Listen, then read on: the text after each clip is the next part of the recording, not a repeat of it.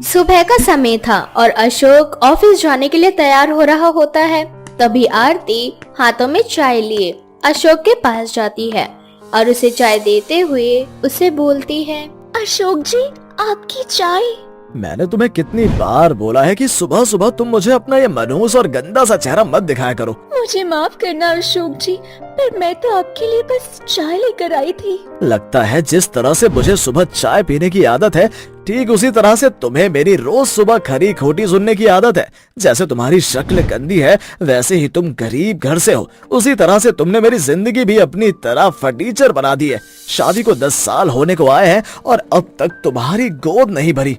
तुम्हारा तो पता नहीं, पर मेरे सभी दोस्त बाप बन चुके हैं। वो हर हफ्ते हर महीने अपने बच्चों के साथ घूमने जाते हैं और जब मेरे दोस्त मुझसे मेरे बच्चे के बारे में पूछते हैं तो मुझे सिर झुकाकर बोलना पड़ता है कि मेरी बीवी बांझ है। अशोक की ये बात सुनकर आरती की आंखों से आंसू झलक पड़ते हैं, लेकिन अशोक की ये बातें अशोक की माँ कुंती सुन लेती है और वो अपने कमरे से बाहर निकलकर अशोक से बोलती है, अशोक, कैसा पति है तू, अपनी बीवी को बांझ बोल रहा है। अरे तुझे तो गर्व होना चाहिए आरती पर कि इतना सब कुछ होने के बाद भी ये तेरे साथ है। तू तो जानता है ना कि डॉक्टर ने आरती का पूरा चेकअप किया है, उसमें कोई कमी नहीं। पर जब चेकअप करवाने की बात तेरी आती है तो तू तो हमेशा ही मना कर देता है। माँ, मुझे तो समझ ही नहीं आता कि आखिर इस गरीब लड़की ने आप पर ऐसा कौन सा जादू कर रखा है जो आप हमेशा मेरी इस गरीब बीवी की साइड लेती रहती हो। क्योंकि बेटा, गलत तेरी बीवी नहीं, गलत तो तू है। और वैसे भी आरती को तेरे पिताजी ने बहू नहीं बेटी बनाकर लाए थे। क्या हुआ अगर आरती गरीब परिवार से है तो? उसका दिल तो बहुत अमीर है। कुंती आज एक बार फिर आरती की साइड लेने लगती है। ये सब देखकर अशोक को बहुत गुस्सा आता है और वो चाय का कप नीचे गिराकर गुस्से से घर से चला जाता है। अब इसी तरह से कुछ दिन बीत जाते हैं और एक दिन जब अशोक ऑफिस से घर आ रहा होता है तो एक बहुत ही सुंदर और अमीर घर की लड़की रोड पर खड़ी होती है और अशोक को आता देख उससे लिफ्ट मांगती है। एक्सक्यूज मी, एक्चुअली मेरा नाम निशा है और मेरी गाड़ी खराब हो चुकी है। मेरा घर यहीं पास में है, तो क्या आप मुझे ड्रॉप कर दोगे? हाँ हाँ, क्यों नहीं, वैसे भी मैं वहीं से जा रहा हूँ, आप बैठ जाइए। अब निशा अशोक के साथ उसकी बाइक पर बैठ जाती है। अशोक उसे उसके घर पर ड्रॉप कर देता है और वहाँ से जाने लगता है। तभी निशा उसे रोकते हुए उससे बोलती है, आपका बहुत बहुत शुक्रिया। आज आपकी वजह से मैं समय पे घर आ पाई हूँ। मुझे अपने घर की बहुत टेंशन होती है। मैं अकेली हूँ ना, और आपने मेरी इतनी मदद की है तो मैं आपको ऐसे घर जाने नहीं दूंगी। आइए अंदर बैठिए, मैं आपके लिए कॉफी बना देती हूँ। आज नहीं फिर कभी, दरअसल अभी मुझे घर जाना है। अरे घर ही तो जाना है, चले जाना आराम से। कौन सा भागा जा रहा है आपका घर? निशा के काफी फोर्स करने पर अशोक उसके साथ उसके घर चला जाता है। अब निशा उसके लिए कॉफी बनाती है और उसके करीब आने लगती है। अशोक को भी निशा पसंद आ जाती है और अशोक निशा से बोलता है, इतने बड़े घर में आप अकेली रहती हैं? आपके माँ बाप, भाई बहन, आपके साथ कोई नहीं रहता क्या? दरअसल ये सब कुछ मेरा और मेरे पति का है। हम दोनों ने बहुत ही मेहनत से ये बिजनेस खड़ा किया था। एक बार की बात है, मैं और मेरे पति बाहर घूमने के लिए गए थे और हमारा वहाँ पर कार एक्सीडेंट हो गया, जिसमें मेरे पति की मृत्यु हो गई। तभी से बहुत अकेली हूँ, ना कोई औलाद है। अब बस तलाश है तो किसी अपने की जो मेरा हमसफर बन सके और मेरा साथ निभाए। निशा की ये बात सुनकर अशोक सोच में पड़ जाता है और वो खुद से बोलता है, इसे भी एक जीवन साथी की तलाश है और मुझे भी एक जीवन साथी ही चाहिए जो अमीर हो और मुझे औलाद का सुख दे सके। आखिर गरीब आरती में है ही क्या जो मैं उसके साथ अपनी जिंदगी बिताऊं, और माँ भी उसी के पक्ष में रहती है। आखिर मेरी खुद की जिंदगी है, मैं किसी के साथ भी रहूं। इतना सोचकर अशोक निशा से बोलता है, आपकी और मेरी जिंदगी एक जैसी ही है, फर्क बस इतना ही है कि आपके पति आपके साथ नहीं रहे और मेरी गरीब पत्नी मेरा साया नहीं छोड़ती। न जाने उसने मेरी माँ पर क्या जादू कर रखा है। मेरी माँ बस उसी के गुण गाती है। मेरी शादी को 10 साल होने को आ चुके हैं और आज तक उसने मुझे कोई सुख नहीं दिया, यहाँ तक कि बाप बनने का भी नहीं। मैं बस अब अपनी जिंदगी में एक ऐसी लड़की चाहता हूँ जो मुझे सारी खुशियाँ दे सके। इस तरह से अशोक और निशा काफी देर तक बात करते हैं। कुछ देर बाद अशोक घर के लिए चला जाता है। अगली सुबह अशोक फिर से निशा के घर आ जाता है और उसे पिकअप कर लेता है। ये सिलसिला कुछ उसी तरह से शुरू हो जाता है और देखते ही देखते दोनों एक दूसरे से प्यार करने लगते हैं और अब शादी करने का फैसला ले लेते हैं। और एक दिन वो उससे शादी करके उसे अपने घर ले जाता है। निशा को देखकर कुंती हैरान हो जाती है और अपने बेटे से बोलती है, अशोक बेटा, ये तो अपने साथ किसे लाया है? कौन है ये लड़की? माँ, ये लड़की आपकी बहू और आरती की अमीर सौतन है। तो मेरी गरीब बीवी आकर अपनी अमीर सौतन की आरती उतारो। ये सुनते ही कुंती अशोक को एक थप्पड़ लगाती है और उससे बोलती है, ये क्या बकवास कर रहा है तू? अरे तेरे पहले से ही एक बीवी है और तूने दूसरी शादी कर ली। आखिर मैं पूछती हूँ क्यों? माँ, आपको ये थप्पड़ मुझे नहीं, आरती को लगाना चाहिए था और उसे घर से बाहर निकालना चाहिए था। जो मैंने काम किया है वो काम आपको कई साल पहले कर देना चाहिए था। औरों के घर में मैंने देखा है, जब औरत बच्चा नहीं दे पाती तो लड़के की माँ अपने बेटे की दूसरी शादी करवाती है। पर आप तो चाहती ही नहीं कि मैं खुश रहूं, इसीलिए अब मुझे आपके साथ और अपनी इस गरीब बीवी के साथ नहीं रहना। मैं जा रहा हूँ निशा के साथ उसके घर में उसके साथ रहने। नहीं, मुझे छोड़कर मत जाइए। पहले से ही मेरे सर पर बांझ का धब्बा है। अब मुझ पर और कलंक मत लगाइए। अगर आप मेरी अमीर सौतन के साथ चले गए तो समाज मुझे क्या कहेगा? मुझे इससे फर्क नहीं पड़ता, मैं जा रहा हूँ। अब इस घर में तुम दोनों सास बहू ही रहो। इस तरह से अशोक निशा को लेकर चला जाता है और निशा के साथ रहने लगता है। देखते ही देखते निशा के साथ रहकर अशोक निशा के काम को भी संभाल लेता है। लेकिन उनकी शादी को 5 साल हो जाते हैं और अब तक निशा को कोई औलाद नहीं होती। जिसके बाद एक दिन निशा अशोक से बोलती है, तुम्हारी माँ बिल्कुल सही कहती थी। कमी तुम्हारी गरीब बीबी में नहीं बल्कि तुम्हारे अंदर है। वो तो माँ बन सकती है लेकिन तुम बाप नहीं बन सकते कभी। निशा की कड़वी बातें सुनकर अशोक को गुस्सा आ जाता है और वह निशा को एक थप्पड़ लगाते हुए उसे बोलता है, तुम्हारी हिम्मत कैसे हुई मुझसे इस तरह से बात करने की? कमी मुझ में नहीं तुझ में है। मैंने जिस लालच से तुझसे शादी करी मुझे वो चीज नहीं मिली। तू भी मेरी उस गरीब बीवी की तरह ही निकली। अशोक की बात सुनकर निशा उसे जबरदस्ती हॉस्पिटल ले जाती है और उसके कुछ टेस्ट करवाती है। टेस्ट होने के बाद पता चलता है कि कमी निशा में नहीं बल्कि अशोक में है। अशोक कभी बाप नहीं बन सकता। जब ये बात अशोक को पता चलती है तो उसे अपनी गलती का एहसास होता है और वो निशा के साथ आरती के पास जाता है, जहाँ वो सबसे माफी मांगते हुए उनसे बोलता है, माँ, आरती, निशा, आप सब सही थे। गलत था तो सिर्फ और सिर्फ मैं।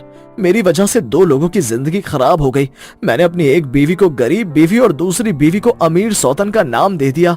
तुम दोनों को मैंने बांझ कहा, जबकि सारी कमी तो मुझ में है। अपने इस निठल्ले निकम्मे पति को माफ कर देना। मैं तुम दोनों को कभी भी औलाद का सुख नहीं दे सकता। आप हमसे माफी मत मांगिए, क्योंकि आज जो दर्द आप महसूस कर रहे हैं वो दर्द मैं पिछले 15 सालों से महसूस कर रही हूँ। इसीलिए मैं आपके दुख को समझ सकती हूँ।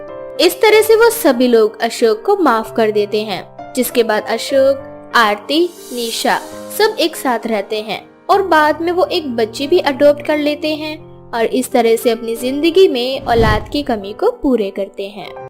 जादुई सोने की गाय। राधा एक बहुत ही गरीब परिवार की लड़की थी। वो अपनी माता रूपा के साथ एक झोपड़ी में रहा करती थी। राधा और रूपा खेतों में काम करते थे। उसके बदले में उन्हें कुछ अनाज दे दिया जाता था, जिससे वो अपने घर का गुजारा चलाया करते थे। एक बार रूपा और राधा साहूकार के पास गए। सरकार, कुछ पैसा उधार दे दीजिए। दिवाली आ रही है तो थोड़ा सा खर्चा है। अगर आप थोड़ा सा उधार दे देंगे तो हम भी हमारी दिवाली अच्छे से मना लेंगे। उधार तो मैं दे दूंगा, लेकिन तेरे पास उधार उतारने का कोई जरिया तो है नहीं। रोज खेतों में काम करके जो पैसा मिलता है उसी से तुम्हारा गुजारा चलता है। कभी पैसा मिलता है तो कभी बिना पैसों के रह जाते हो, तो उधार कहाँ से निपटाओगे? अब चिंता मत करिए सरकार, हम आपका कर्जा उतार देंगे। नहीं, मैं तुम्हें कोई पैसा नहीं दे सकता। जाओ, तुम कहीं और से मांग लेना। निकलो यहाँ से। खेतों में काम कम हो जाने की वजह से रूपा और राधा का गुजारा करना मुश्किल हो गया था। यही सोचते हुए रूपा और राधा एक बार जंगल में जा रहे थे।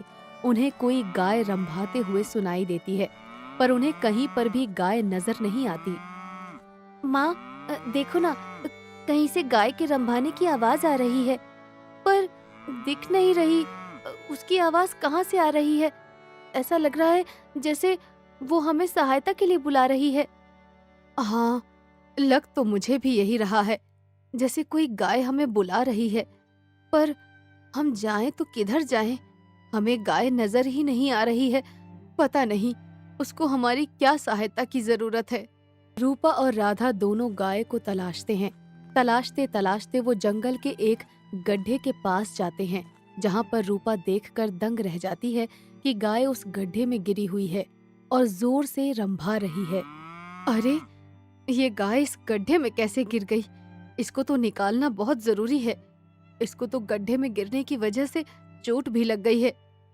देखो ना माँ, गाय कितना रंभा रही है। इसको जरूर चोट लगी है। इसको बाहर निकालो ना माँ। देखो ना, कितनी सुंदर गाय है। हाँ बेटा, अभी निकालते हैं, तुम परेशान मत हो। ये तो एकदम सोने के जैसी गाय है। रूपा जंगल में से कुछ लताओं को लेकर उन्हें बांधकर उस गाय को गड्ढे में से निकाल लेती है, जिसकी वजह से राधा बहुत खुश होती है। माँ, देखो कितनी सुंदर गाय है, बिल्कुल सोने की तरह लग रही है। इसका सुनहरा रंग तो सभी गायों से हटकर है। क्या हम इस गाय को अपने घर ले चलें? हाँ बेटा, सच में गाय बहुत सुंदर है, पर हम इसको ले जाकर क्या करेंगे? हमारे पास खुद ही खाने के लाले पड़े हुए हैं। इसको भला हम क्या खिला पाएंगे? नहीं माँ, मुझे ये गाय अपने घर के लिए चाहिए। मैं कभी तुमसे कुछ नहीं मांगती, पर ये जंगल में किसी जानवर का शिकार बन जाएगी। इससे अच्छा है सुनहरी गाय को हम अपने घर ले चलते हैं। इससे हमें दूध भी तो मिल सकता है। ठीक है बेटा, जैसी तुम्हारी मर्जी। चलो, इस सुनहरी गाय को घर ले चलते हैं। इसके जो चोट लगी है उसको भी तो ठीक करना जरूरी है, नहीं तो इसकी चोट बढ़ती चली जाएगी। रूपा और राधा गाय को घर ले आते हैं। राधा और रूपा दोनों उस गाय की बहुत सेवा करते हैं। उसके पैर में लगी चोट की बहुत देखभाल करते हैं, जिससे उसकी चोट ठीक हो जाती है। एक बार राधा गाय को चारा खिला रही थी तो आवाज आती है, राधा, मैं गाय बात कर रही हूँ। गाय? तुम बोल भी सकती हो? हाँ राधा, मैं बोल सकती हूँ। मैं एक सोने की गाय हूँ। तुमने मेरी मदद की है। जिस तरह से तुम्हारे घर के हालात हैं, और फिर भी तुमने मुझे चारा खिलाया और दवा खिलाई और मेरे घावों को भी ठीक कर दिया। तुमने मेरी बहुत सेवा की है। अगर तुम मुझे उस गड्ढे में से नहीं निकालती तो शायद मुझे कोई जानवर खा गया होता। अरे, इसमें शुक्रिया कैसा? आप मुझे इतनी अच्छी लगी कि मैं आपको घर ले आई। तुम्हारे घर के हालात को देखते हुए मैं तुम्हें एक वरदान देती हूँ। रात के समय जब भी मैं गोबर करूंगी तो उस गोबर में 2 सोने के सिक्के निकलेंगे, जिन्हें बेचकर तुम अपने घर की दशा को सुधार सकती हो। अरे, ये क्या कह रही हो गाय? क्या तुम सच बोल रही हो? सोने के सिक्के देने वाली गाय हो? अगर ये सच है तो हमारे घर के हालात अब तुम्हारे हाथ में ही है। रात होती है और गाय गोबर करती है। उस गाय के गोबर में 2 सोने के सिक्के निकलते हैं। ये देखकर राधा और रूपा दोनों बहुत खुश हो जाती हैं। रूपा उन सिक्कों को ले जाकर बाजार में बेच देती है और अपने घर का गुजारा चलाती है। धीरे धीरे उनके घर के हालात बहुत अच्छे हो जाते हैं। ये सब पड़ोस में रहने वाला महेश देख रहा होता है। अरे, ये तो गाय बहुत ही कमाल की है, जो अपने गोबर के साथ सोने के सिक्के भी देती है। ये गाय मेरे पास होनी चाहिए। मैं इसके गोबर से सिक्के निकाल कर अमीर हो जाऊंगा। मुझे ये गाय चुरा लेनी चाहिए। महेश रूपा के घर चोरी करने के लिए जाता है। जैसे ही महेश उस गाय के ऊपर हाथ रखता है, उसे तेज का झटका लगता है और वो दूर जाकर गिरता है।